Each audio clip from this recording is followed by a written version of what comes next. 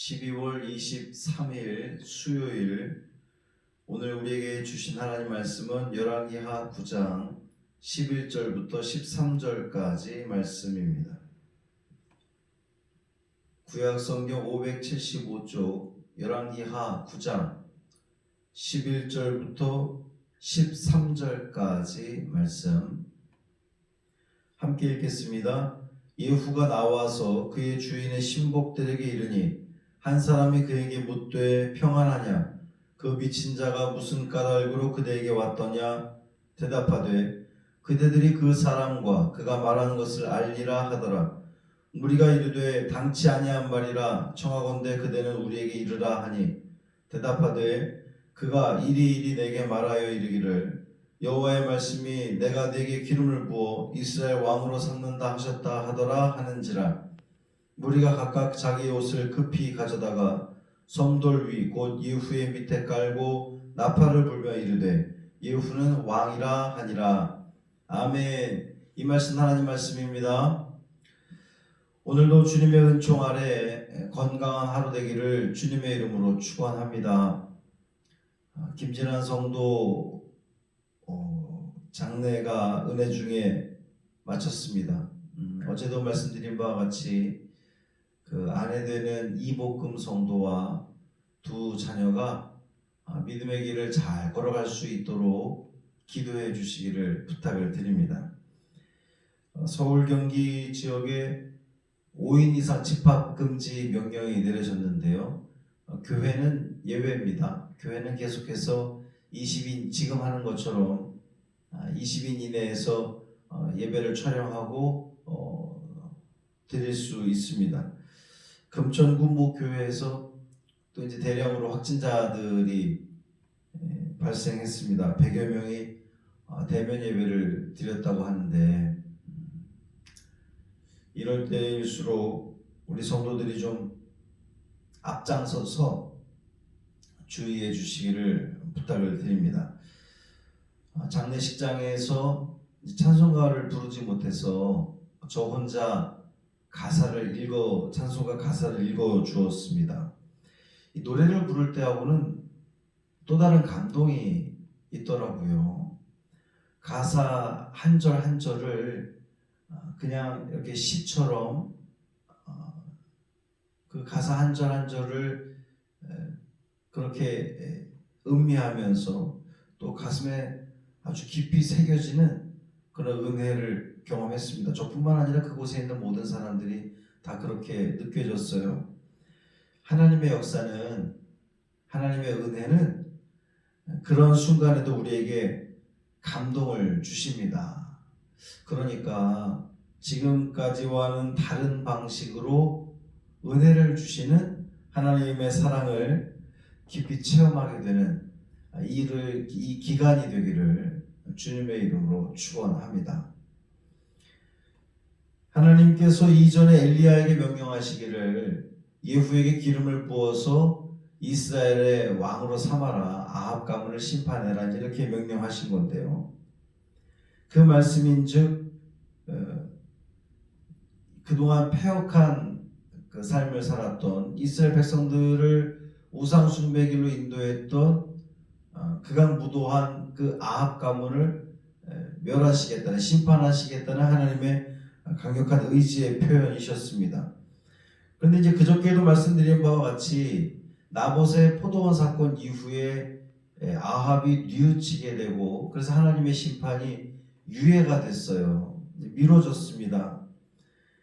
그렇게 미뤄졌음에도 불구하고 이 아합의 가문은 계속해서 우상을 섬기고 하나님을 떠난 삶을 살았기 때문에 하나님의 심판이 그냥 취소가 된 것이 아니라 다시금 하나님의 심판이 선포되게 되는 거죠. 엘리사가 신학생 중 한 명을 보내서 예후에게 기름을 부어 이스라엘의 왕으로 삼아라, 그러니까 하나님 명령을 전달해라, 아합의 그 집을 치라는 하나님의 명령을 전달해라. 이제 그 선지생도는 엘리사의 지시대로 하나님의 말씀을 이제 전하고 도망갔습니다. 예후가 이제 다시 아합의 신복들 앞으로, 같이 있던 아합의 신복들 앞으로 왔어요. 그러니까 이제 신복들 그러면 군 지휘관들이었을 겁니다. 신복들에게 돌아오니까 그 중 한 사람이 예후에게 묻습니다. 평안하냐? 그 미친 자가 무슨 까닭으로 그대에게 왔더냐? 묻습니다. 이 평안하냐? 이제 샬롬을 묻는 건데요. 단순한 그 인사의 차원이 아니라 무슨 일이냐? 괜찮냐? 뭐 별일 없느냐? 이런 뜻으로 물어본 거예요. 그런데 선지생도를 일컬어서 미친 자라고 그렇게 표현하고 있습니다. 이유가 뭘까요? 이 선지생도, 그러니까 신학생인데 요즘으로 하면 이제 교회의 이 나이 어린 전도사님을 의미하는 거예요. 그 신학생을 미친 자라고 부르는 겁니다. 그 신학생이 어떤 특이한 뭐 정말 그 미친 사람처럼 행동을 해서가 아니라 당시 북이스라엘의 이 사람들의 국민들, 백성들의 신앙적인 정서가 어떠했는지를 보여주는 그러한 대목이에요. 하나님의 사람 엘리사로부터 신학교육을 받는 선지자 수업을 받는 신학생을 일컬어서 미친 자라고 부를 정도로 하나님을 두려워하지 않는 그런 시대였다는 겁니다. 하나님을 무시하는 그런 시대였다는 거예요. 오늘날도 많은 사람들이 믿는 사람들을 미치광이 취급하는 경우가 많이 있죠. 물론 교회도 또 목사도 또 우리 교인들도 책임이 있습니다만 그 일로 인하여서 하나님의 영광이 가리워지는, 하나님이 무시되는 것은 너무도 안타까운 일이라 이렇게 여겨집니다. 그 미친 자가 무엇라 하더이까? 라고 하는 질문에 예후가 대답하기를 그대들이 그 사람과 그가 말한 것을 알리라.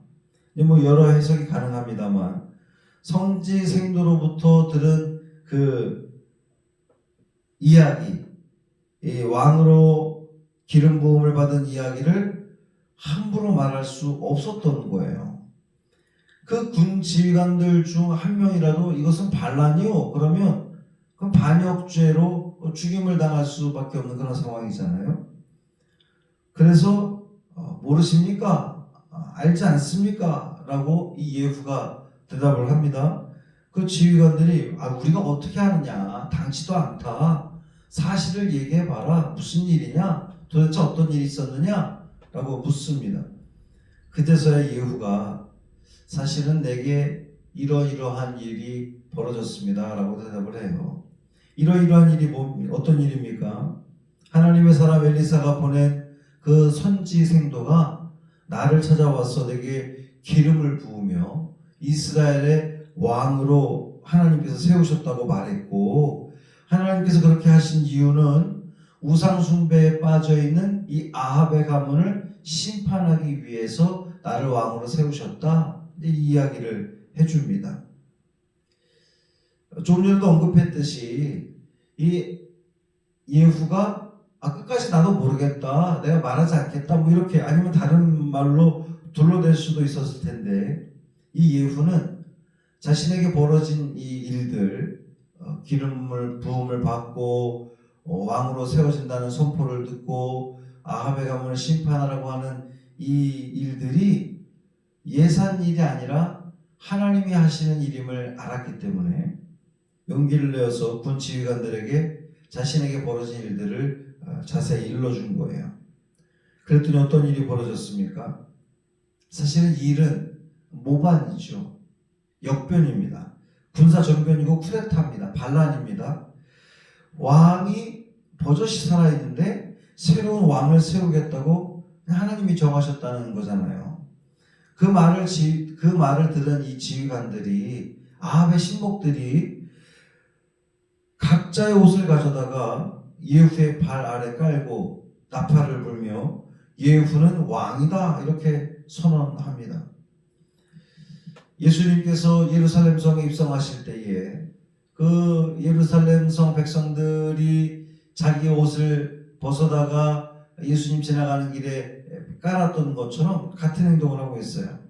이 자신의 옷을 벗는다고 하는 것은 자신의 지위 또 권위 이 모든 것들을 다 당신의 발 아래 내려놓습니다 라고 하는 그런 그 고백입니다. 지금 지휘관들이 아합의 신복들이 예후에게 그렇게 하고 있는 거예요. 어떻게 이런 일이 가능할 수 있었을까요? 하나님의 선지학교 생도를 미친 자라고 불렀던 지휘관들입니다. 아합의 신복들이에요. 그런데 하나님께서 예후에게 기름을 부어 왕으로 삼았다는 말에 어떻게 이렇게 즉시로 반응할 수 있었을까요? 그만큼 아합이 이 지휘관들로부터도 신복들로부터도 신뢰를 잃었다라고 볼 수가 있고, 또 거꾸로 예후가 그만큼 동료 지휘관들로부터 신망을 얻고 있었다 이렇게 볼 수 있겠죠. 그러나 사실 결정적인 이유는 하나님께서 계획하신 일이었기 때문에 그 자리에 있던 이 모든 아합의 신복들 지휘관들이 예후를 왕으로 인정할 수밖에 없었다는 겁니다. 하나님이 하셨다는 거죠. 사랑하는 성도 여러분, 하나님의 계획은 빈틈없이 진행된다는 거예요. 패역한 왕 아합을 심판하기 위한 하나님의 계획은 이토록 하나님의 뜻대로 온전히 이루어진다는 사실입니다. 하나님의 성전인 교회가 하나님의 백성들인 성도들이 또 하나님의 종인 목사들이 조롱받는 이 시대에 우리는 더욱 안타까운 마음으로 또 안타까운 심정으로 우리를 통하여서 하나님의 영광이 가리워지는 것이 아니라 하나님이 욕먹는 것이 아니라 우리 때문에 하나님의 이름이 드러나고 하나님의 영광이 드러나도록 쓰임받는 우리 성광교회 또 우리 성도들 되기를 주님의 이름으로 축원합니다. 여러분이 살아가는 이 하루 삶 가운데에 어디에 있든지 하나님의 함께 하심을 기억하시고 또 하나님의 영광을 위해서 하나님의 기쁨을 위해서 매 순간순간마다 하나님과 교통하고 또 묻고 또 순종함으로 주의 영광을 높이는 데에 쓰임받는 저와 여러분의 삶이 되기를 주님의 이름으로 축원합니다. 할렐루야. 살아계신 아버지 하나님 고맙습니다. 오늘도 말씀으로 이 하루를 시작하게 하시니 감사합니다.